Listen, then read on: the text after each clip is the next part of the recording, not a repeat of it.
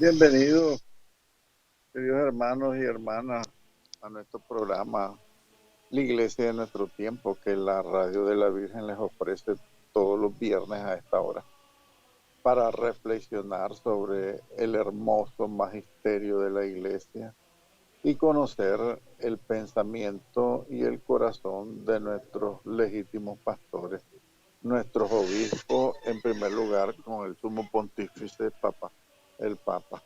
En este sentido, pues, queremos reflexionar en este día sobre la liturgia, ¿verdad? Sobre algunos ámbitos de la liturgia, iniciando con una reflexión que hace el Papa Francisco, pues, sobre este tema.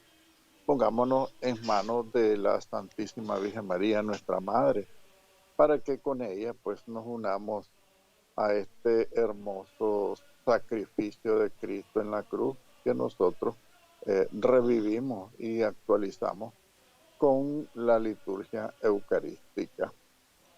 Bendita sea tu pureza y eternamente lo sea, pues todo un Dios se recree en tan graciosa belleza.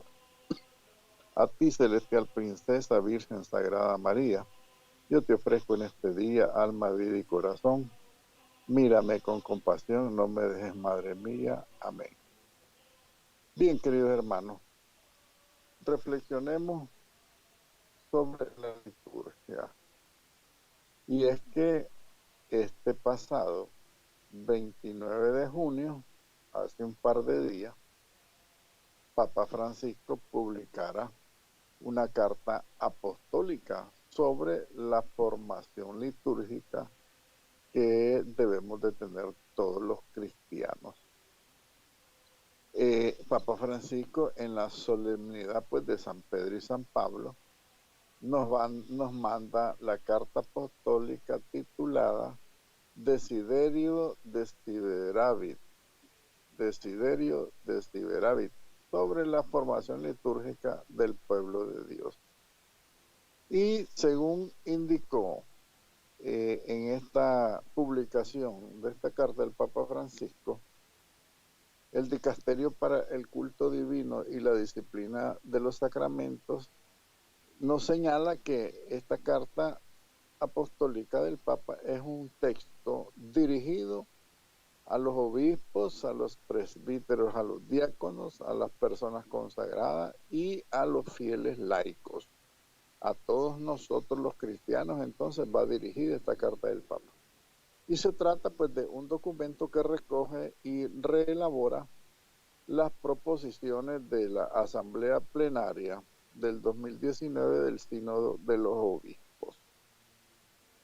Además, este dicasterio, pues, de la disciplina de la liturgia, de la disciplina, el culto divino y la disciplina de los sacramentos, más claramente, ¿verdad? Nos recuerda este dicasterio que esta carta del Papa es una continuación de una carta anterior dirigida únicamente a los obispos con motivo de eh, hacer una reflexión sobre el tema del rito que se ha puesto muy de moda, dice el mismo Papa, las cosas que quieren estar cambiando los tradicionalistas, digámoslo así, que quieren que vuelva la misa en latín y que el Papa pues no es que rechace, por supuesto, él mismo celebró el día de San Pedro y San Pablo la misa en latín, pero que hay una desviación en esta celebración y tiende pues a dividir el culto, el único culto público que celebramos para adorar a Dios, ¿verdad? Entonces,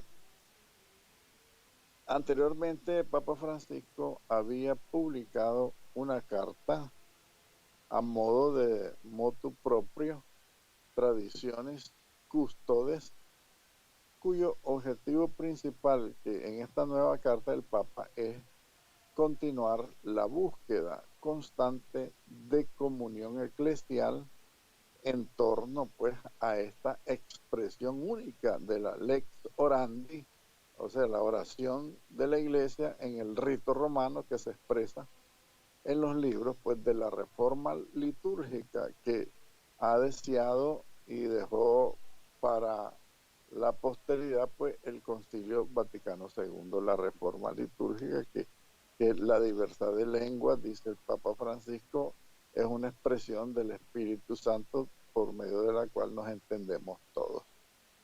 Finalmente, pues este dicasterio para el culto divino y la disciplina de los sacramentos, reflexionando sobre esta carta del Papa, subraya que el tono de este documento del Papa no es el de una instrucción ni de un directorio, es más bien un texto de meditación con una vivida impronta bíblica, o sea, con muchos textos bíblicos, muchos textos de los santos padres de la iglesia, de los primeros siglos, de los primeros 8 siglos, la patrística, y también pues la tradición y la historia de la liturgia, y que ofrece muchas motivaciones para que todos nosotros comprendamos la belleza de la verdad de la celebración litúrgica. Porque de la liturgia nace y se fortalece la comunión vivida en la caridad fraterna, que es el primer y el más eficaz testimonio del Evangelio y de la misma liturgia eucarística. Entonces, por lo tanto, es importante que dice este dicasterio que debemos abandonar las polémicas para escuchar juntos lo que el Espíritu quiere decir a la Iglesia y que nos mantengamos en la comunión con nuestros legítimos pastores, sigamos asombrándonos y llenándonos de estupor por la belleza de la liturgia, y que se nos ha dado esa liturgia que el mismo Cristo nos las ha dado en su Pascua, y que también que el Papa quiere que conservemos el deseo continuo, ese deseo continuo que tuvo el Señor y que sigue teniendo para poder comerla con nosotros esa Pascua, ¿verdad? Porque bajo la mirada de la Santísima Virgen María el Papa escribe, pues, y haciendo referencia al título de esta nueva carta apostólica, Desiderio, Desideravit, significa anhelaba, porque la frase en latín es que Jesucristo, el día de la última cena, según el Evangelio de San Lucas, capítulo 22, verso 15, dice él mismo, anhelaba comer esta Pascua con ustedes antes de padecer. De ahí viene la palabra latina que toma el Papa para titular esta carta apostólica, Desiderio Desideravit. Es anhelaba, deseaba comer con ustedes esta Pascua. Eso significa Desiderio Desideravit, de la nueva carta apostólica del Papa Francisco sobre la formación litúrgica del pueblo de Dios. Antes de entrar en lleno en esta encíclica del Papa Francisco, pues reflexionemos en una catequesis mistagógica de la misa, porque la liturgia eucarística pues es la misa nuestra. Entonces, el modo más simple y más directo para ilustrar el misterio eucarístico es comprender la misa en la que es celebrado y es vivido pues ese misterio redentor de Cristo. Entonces, en la antigüedad, para hablar un poco de los inicios de la iglesia, en la antigüedad cristiana existía un tipo de catequesis especial llamada catequesis mistagógica. Por eso hablamos de la mistagogía, la catequesis mistagógica sobre la misa, ¿verdad? Entonces, antiguamente en los primeros cristianos había una catequesis especial llamada catequesis mistagógica. Que esta catequesis se diferenciaba de la catequesis ordinaria porque esta catequesis mistagógica era impartida después del bautismo a los nuevos bautizados y era impartida impartida por el obispo mismo y no por ningún subalterno.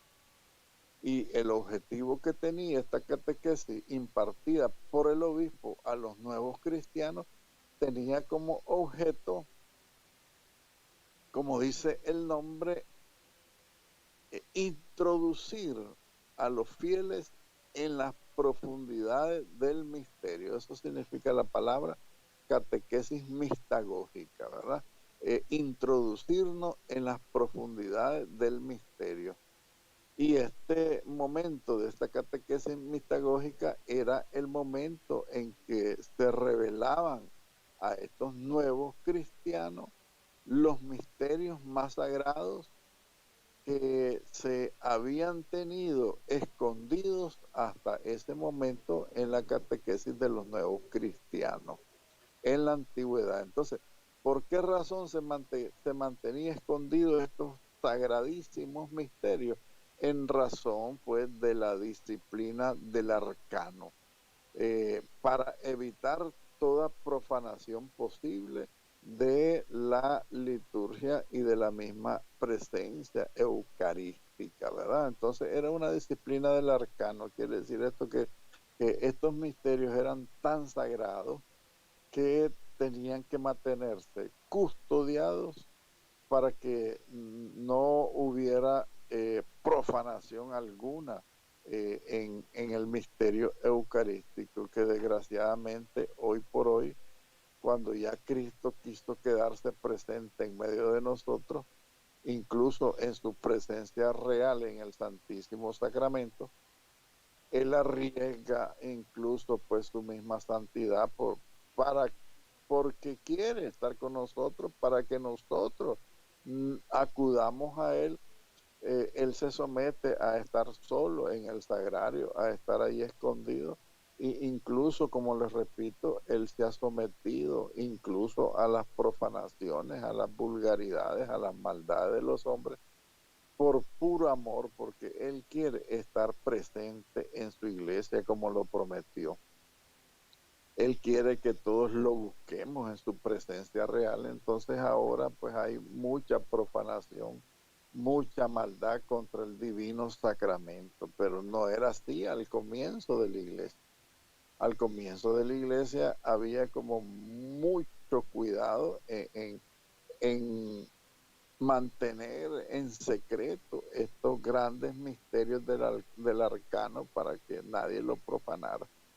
Incluso en la celebración eucarística de los primeros siglos de la iglesia, lo que se hacía es que se celebraba la liturgia de la palabra, y una vez que inicia la liturgia eucarística, se despedía a los neófitos, o sea, a los nuevos cristianos que no conocían este misterio del arcano. Se despedían y se les decía, pues a partir de aquí, pues ustedes no pueden participar porque esto es demasiado sagrado, y solamente los bautizados podían participar pues de la liturgia eucarística. Bien, entonces tenemos que decir también que la Eucaristía en la iglesia naciente, en los primeros siglos, era el centro y el corazón de la vida de la iglesia, y también era la Eucaristía el centro y el corazón de esta misma catequesis mistagógica que se impartía a los inicios de la iglesia, a los nuevos bautizados. Y fíjense ustedes que bastaría leer las catequesis mistagógicas de San Cirilo de Jerusalén para que nos demos cuenta de la solemnidad que tenía la celebración eucarística, y para que descubramos también el clima tan espiritual que se respiraba en esos sagrados momentos que se daba pues la liturgia eucarística, que, como les repito, hoy por hoy la hemos banalizado tanto, la misma misa y el sacramento de la Eucaristía también, que ahora es una barbaridad lo que vemos dentro de las misas, dentro de nuestras misas, y hemos perdido el sentido el misterio, hemos perdido el sentido de lo sagrado. ¿Ve? Entonces, en el comienzo de la iglesia, esto era bien custodiado para que no surgieran los abusos que desgraciadamente hoy día vemos en todos lados contra el divinísimo sacramento del altar, la Eucaristía y la Santa Misa. Entonces, eh, para que nosotros renovemos, si ustedes quisieran conmigo, esta experiencia antigua de ver lo sagrado y los misterios hermosos de la Eucaristía, para nosotros tendría que ser la Eucaristía eh, no solamente algo nuevo a descubrir, sino que la Eucaristía es para nosotros algo antiguo y familiar. Pero precisamente por eso quizá necesitaba la Eucaristía de ser rescatada como una sagrada costumbre que tenían pues los cristianos desde los inicios de la iglesia. Hemos perdido la costumbre y hemos perdido el sentido de lo sagrado. Entonces, uno de los fines también que tenía el Papa San Juan Pablo II en su carta apostólica, Ecclesia de Eucaristía, él asignaba al año eucarístico del año 2004 y era Ecclesia de Eucaristía del 2004.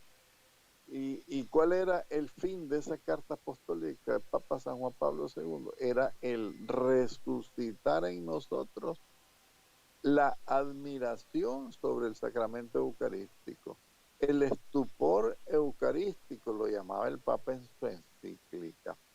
El estupor es el sorprendernos de nuevo para nosotros algo tan hermoso, tan familiar y antiguo como es la Eucaristía, pero que está lleno de vida para nosotros, porque dice el Concilio Vaticano II que la Eucaristía es la fuente y el culmen de la vida cristiana. Quiere decir esto que el Concilio Vaticano II, que la Eucaristía es como Cristo mismo, el alfa y el omega, nacemos de él y vamos hacia él, pues en toda nuestra vida cristiana, en todo nuestro quehacer pastoral, en nuestra oración, en nuestra adoración al Señor, tiene que ser el centro, la fuente y el culmen, como dice el Concilio Vaticano II.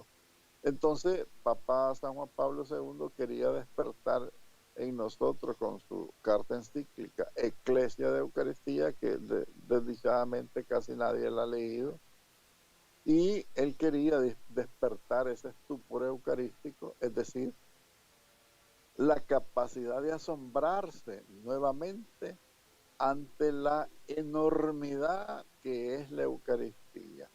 La Eucaristía es algo enorme, yo diría algo infinito, porque los méritos de la pasión y muerte y resurrección de Cristo, los méritos de Cristo, la virtud de Cristo es infinita.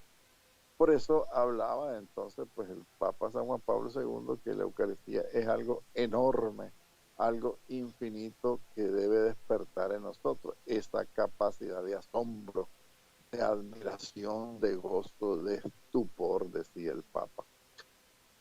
Para esto, pues la misa tenemos que estar claros que está compuesta de tres momentos esenciales, ¿verdad? La Eucaristía está compuesta en primer lugar sobre la liturgia de la palabra, en segundo lugar la liturgia eucarística y en tercer lugar la Sagrada Comunión. Entonces vamos a reflexionar sobre cada una de estas tres partes de la liturgia eucarística. Y vayamos de una vez a la primera parte, la liturgia de la palabra. Hagamos una mirada hacia la historia sobre el uso de la palabra de Dios en la liturgia. Y dice la historia que en los comienzos de la iglesia, la liturgia de la palabra estaba separada de la liturgia eucarística. ¿Por qué razón? Porque recordemos que existía el templo de los judíos y los discípulos participaban pues en el culto del templo, ¿verdad? Allá en Jerusalén, en el pueblo de Israel. En esa participación en el culto del templo, pues ahí escuchaban las lecturas de la Biblia, recitaban los salmos y recitaban las oraciones junto con los demás hebreos. Luego se reunían aparte en sus casas para partir el pan, es decir, celebrar la liturgia eucarística, y esto lo refiere el libro de los Hechos de los Apóstoles en el capítulo 2, versículo 43. Pasando un poco en el tiempo, muy pronto de que se celebraba de esta manera la Eucaristía en la antigüedad, muy pronto esta práctica se vino haciendo imposible para los seguidores de Cristo porque eran perseguidos, ¿verdad?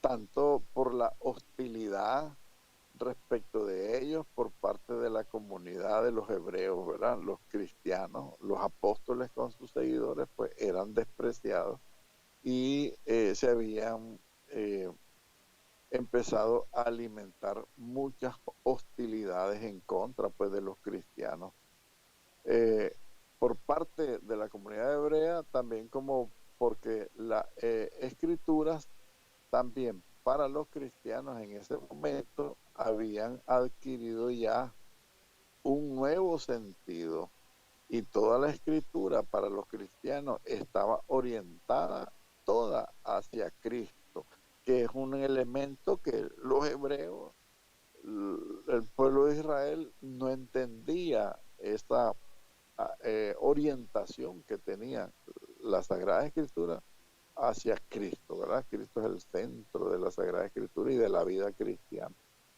Entonces, fue así como la escucha de la Sagrada Escritura también se trasladó del templo de Jerusalén y de la sinagoga a todos los lugares de culto cristianos, y se empezó a convertir entonces de esa manera en la actual liturgia de la palabra que precede a la plegaria eucarística en la Santa Misa de nosotros los cristianos, ¿verdad? Entonces ahí nos tenemos que dar cuenta cómo vino el proceso pues de separación de la cultura hebrea a la cultura cristiana con respecto al culto que le debíamos realizar pues a Cristo, Rey del universo, que se había manifestado pues a través de los apóstoles y de todo el misterio pues de su revelación en la Sagrada Escritura y todos los misterios pues que él realizó y que hacía comprensible la Sagrada Escritura con una nueva orientación, ¿verdad? Ya no podemos pensar los cristianos entonces como piensan y leen las Escrituras el pueblo hebreo. Entonces fue así que se transformó, como les repito, se trasladó más bien esa plegaria de la palabra de Dios, esa oración de los salmos, a los lugares donde los cristianos se reunían para hacer su celebración dominical. Ese es otro elemento que tenemos que reforzar, ¿verdad? El domingo. Por su parte, San Justino, de los primeros padres de la Iglesia en el siglo II, ya hace una descripción de la celebración eucarística en la que ya están presentes todos los elementos esenciales de la actual Santa Misa que tenemos todos los cristianos, ¿verdad? Ya todo está junto, son las tres partes que decíamos al comienzo, ¿verdad? Liturgia de la palabra, liturgia eucarística y la Sagrada Comunión. Entonces, no solo la liturgia de la palabra, por lo tanto, es parte integrante de la Eucaristía, sino que también las lecturas del Antiguo Testamento que se acercan a ese momento las memorias de los apóstoles también que se incluyen en la reflexión de la palabra de Dios. Es decir, entonces, por lo tanto, que para la misa, según la reflexión de San Justino del siglo II, están incluidos los evangelios, las cartas de los apóstoles, y prácticamente todo el Nuevo Testamento pues está incluido ya en la liturgia cristiana, que la oración del pueblo hebreo no contiene. Incluso el día de hoy ellos no contienen ninguna reflexión, ningún estudio del Nuevo Testamento, solamente el Antiguo Testamento. Bien, entonces tenemos que seguir reflexionando en otro tema: la presencia del acontecimiento de Cristo en la palabra de Dios.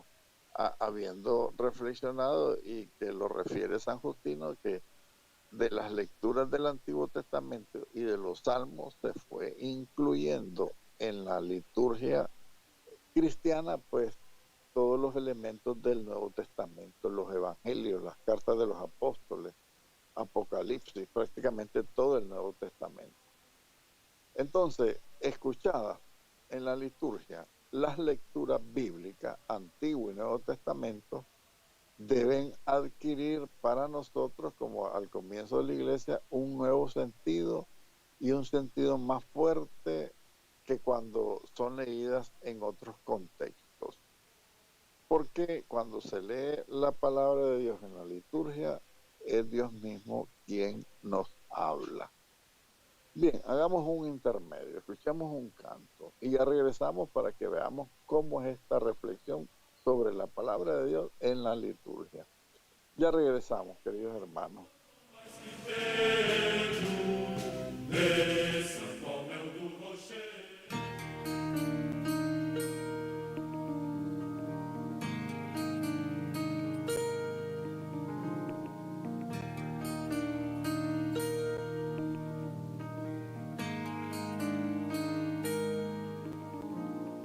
¿Cómo puede ser que siendo tan grande y poderoso te encuentres aquí, en este pedazo de pan?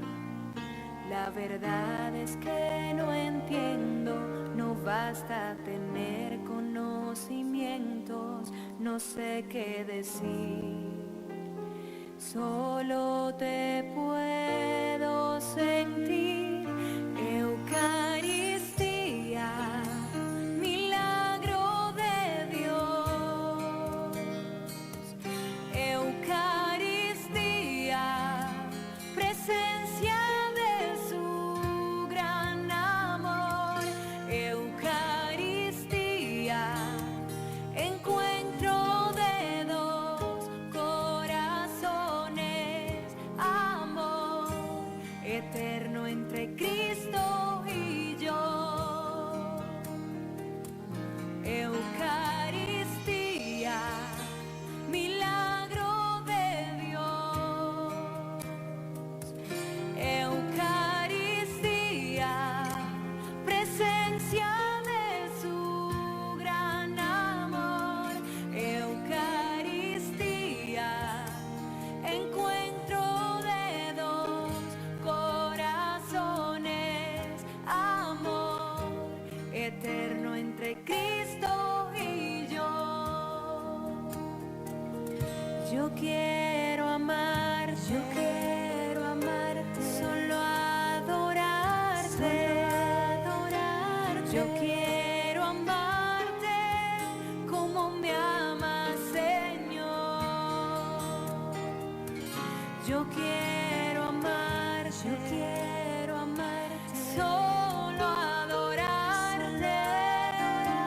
Yo quiero amarte como me amas, Señor. Eucaristía, milagro de Dios. Eucaristía, presencia de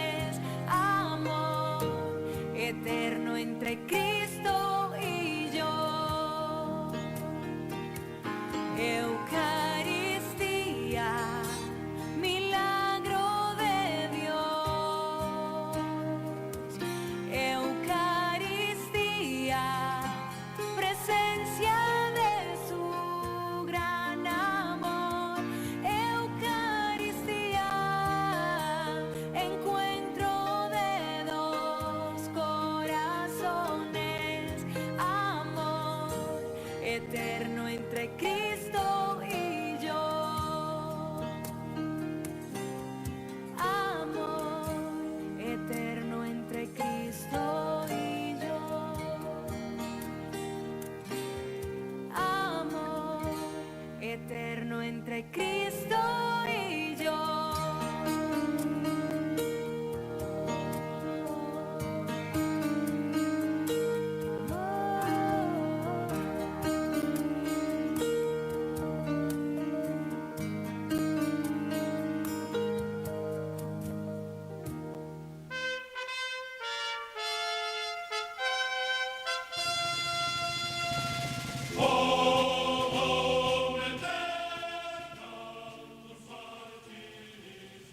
Nuestro pastor, iglesia de nuestro.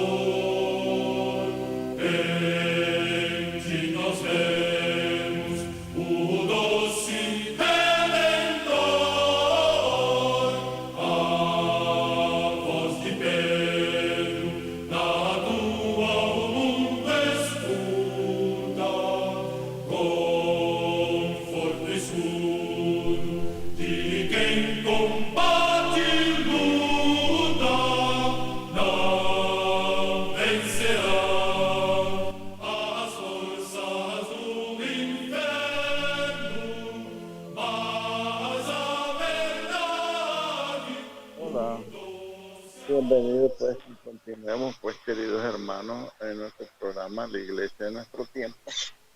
Tuvimos ahí un percance, pues ya lo superamos y continuamos pues en la reflexión sobre la liturgia de la palabra dentro de la Eucaristía. Cuando nosotros estamos en la liturgia, eh, con la palabra de Dios que hace presente el acontecimiento de Cristo. Porque escuchadas en la liturgia las lecturas bíblicas, Antiguo y Nuevo Testamento, adquieren para nosotros un sentido nuevo y más fuerte que cuando nosotros leemos la Biblia en otros contextos. Cuando estamos en grupo, cuando estamos en estudio bíblico, es otra cosa. Escuchadas dentro de la liturgia tienen un nuevo sentido. No tiene en la liturgia tanto el objetivo de conocer mejor la Biblia, sino que reconocer a quien se hace presente en la fracción del pan, el que ilumina cada vez un aspecto del misterio del que se va a recibir en la Eucaristía, que es Cristo. Entonces, esto es lo que se ve en el episodio, por ejemplo, de los dos discípulos de Emaús, escuchando esta explicación de las Escrituras, ¿verdad? Leído ese pasaje de los discípulos de Emaús, nos damos cuenta que el corazón de los discípulos de Emaús comenzó a ablandarse, de modo que luego fueron capaces de reconocer al Señor al partir el pan. Entonces, en la misa, las palabras y los episodios de la Biblia no son solamente narrados, sino que también deben ser revividos. La memoria en la liturgia eucarística, la memoria se hace realidad y se hace presencia. Y lo que sucedió en aquel tiempo tiene lugar en este tiempo nuestro, hoy, aquí para nosotros, como le gusta expresarse a la liturgia, ¿verdad? Hecho para nosotros. Nosotros no solo somos oyentes de la palabra de Dios dentro de la misa, sino que somos interlocutores, somos actores en la lectura de la palabra de Dios. A nosotros que estamos presentes allí en la Sagrada Misa, ahí estamos presentes y a nosotros se nos dirige la palabra de Dios. Somos llamados a asumir, por lo tanto, el puesto de los personajes que se evocan cuando se leen las distintas lecturas en la Sagrada Eucaristía. Algunos ejemplos nos pueden ayudar a entender esto. Esta es una cuestión interesante que tenemos que comprenderla. Por ejemplo, en una primera lectura se lee el episodio de Dios que habla a Moisés desde la zarza ardiente, ¿verdad? En la misa, para nosotros al leer ese texto, estamos ante la verdadera zarza ardiente. Otro pasaje de Isaías se lee que recibe en los labios el carbón ardiente que le purifica para la misión. Dentro de la misa nosotros vamos a recibir en nuestros labios el verdadero carbón ardiente, el que ha venido a traer fuego a la tierra. Recuerden que Cristo mismo lo dijo, yo he venido a traer fuego a la tierra y cuánto desearía que estuviera ya ardiendo.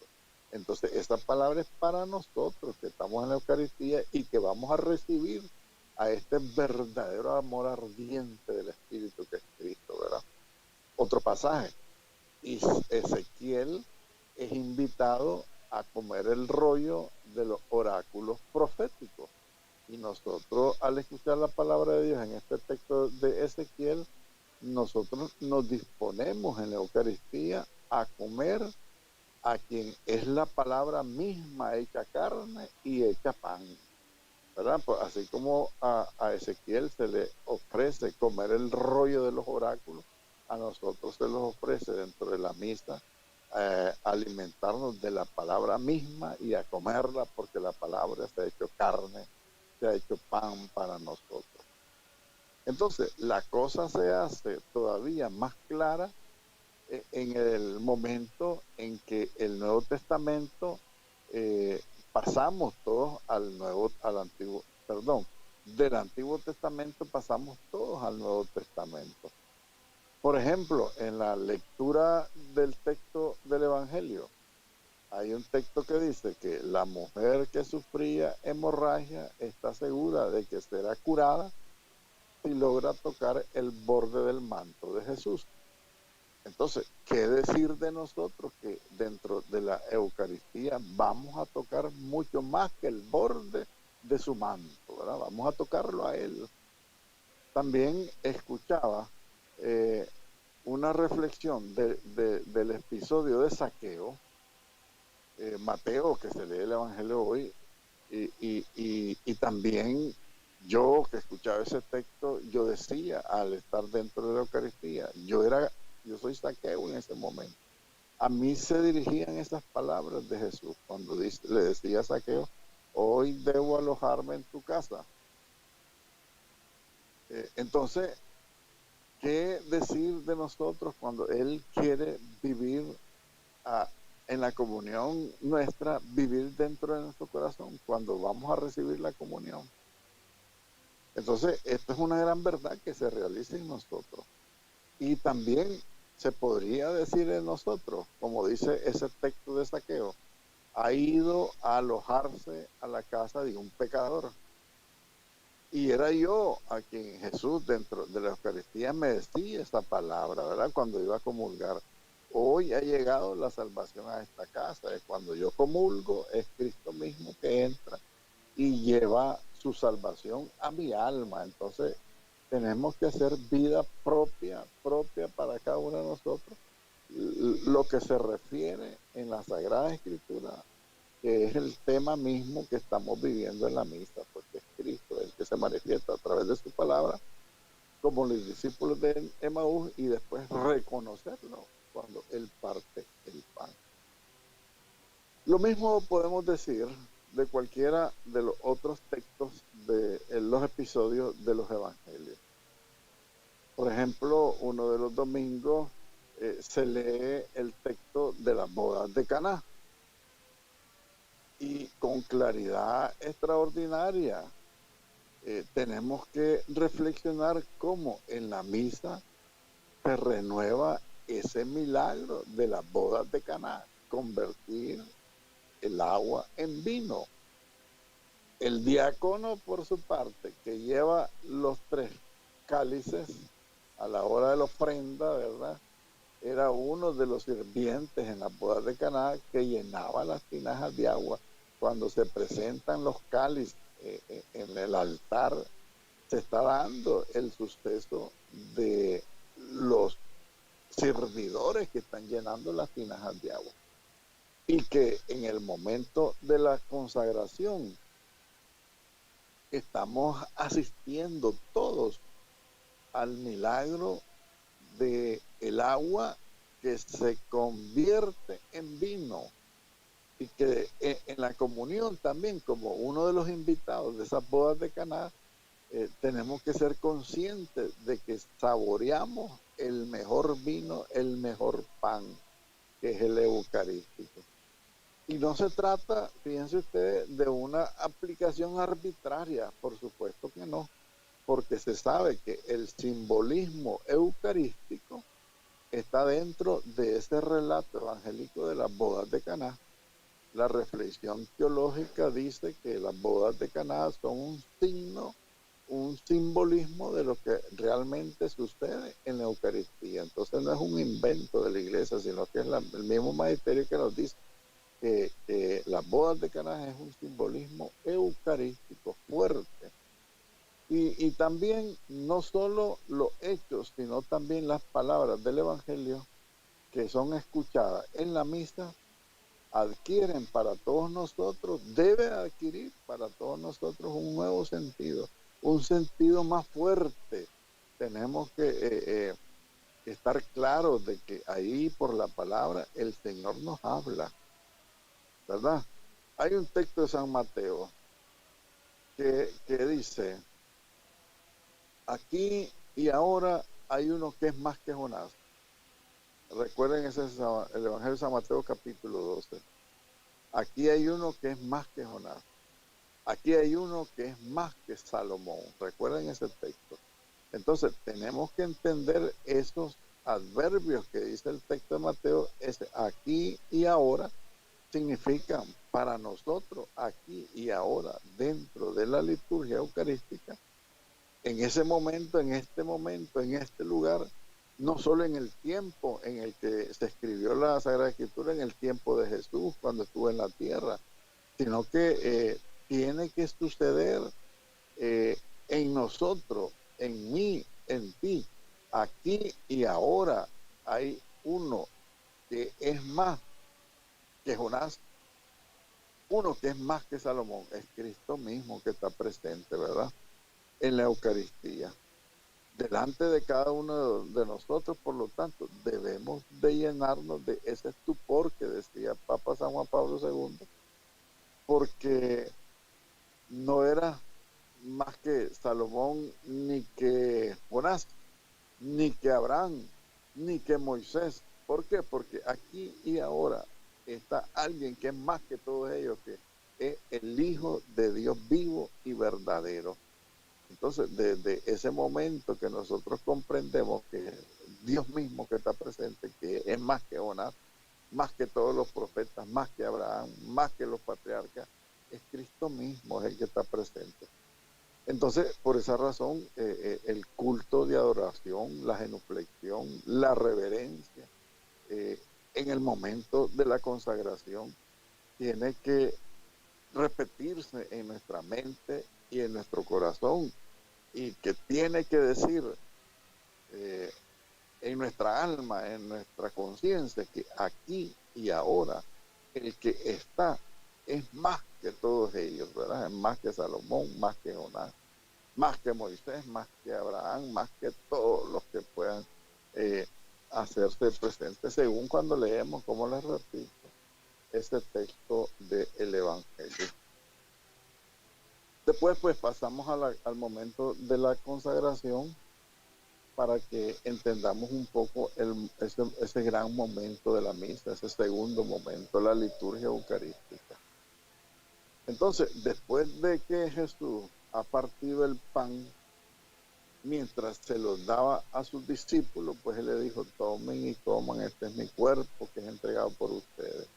Lo refiere el Evangelio de San Mateo y el Evangelio de San Lucas. Y aquí pues habría que empezar a profundizar en esa dimensión que tiene este momento de la Eucaristía, una dimensión eclesial, una dimensión personal de cada uno de nosotros, que lo vamos a seguir reflexionando pues en nuestro siguiente encuentro con ustedes aquí por la Radio de la Virgen. Ave María, gracia plena, Dominus tecum, benedicta tu in mulieribus, et benedictus fructus ventris tui, Jesús. Santa María, Mater Dei, ora pro nobis peccatoribus, nunc et in hora mortis nostre. Amén. Bueno, pues será hasta en un próximo programa que nos volveremos a encontrar en la Radio de la Virgen para continuar pues nuestro tema sobre la liturgia eucarística. Que el Señor me los bendiga a todos y adiós a todos.